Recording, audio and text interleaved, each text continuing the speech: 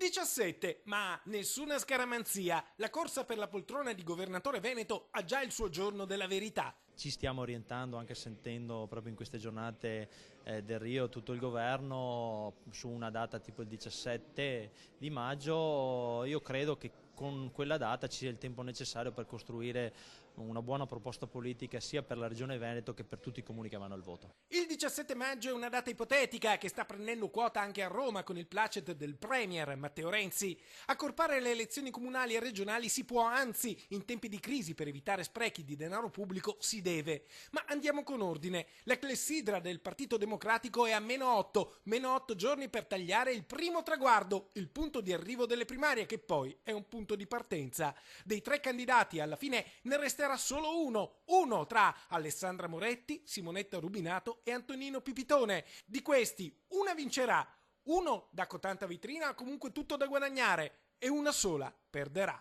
Conosco i problemi delle città, conosco i problemi delle persone e voglio confrontarmi con i cittadini veneti. Il contatto con la gente, con le persone, anche se tante persone che incontriamo sono deluse dalla politica, dalle promesse fatte in tanti anni e dalle risposte che non sono arrivate.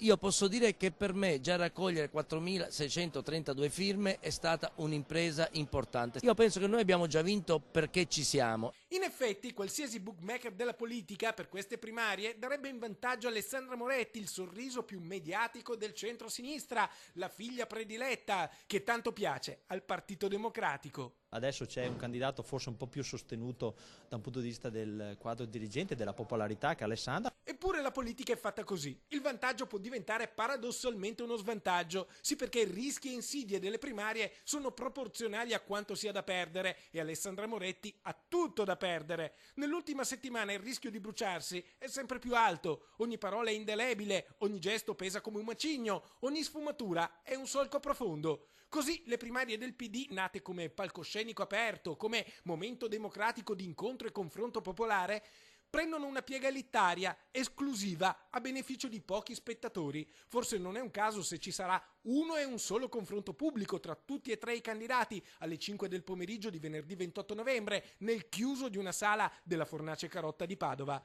Poi sipario, i 3 insieme non si vedranno in nessuna trasmissione televisiva, nemmeno ad X News di giovedì prossimo, dove nel confronto a 3 solo la poltrona di Alessandra Moretti resterà vuota. La favorita per ora ha declinato l'invito. Peccato, il sorriso più mediatico del centro-sinistra ha altri impegni e proprio in dirittura d'arrivo non si accenderà sul digitale terrestre. Le trasmissioni riprenderanno il più presto possibile, magari con Luca Zaia, il vero obiettivo, il vero antagonista.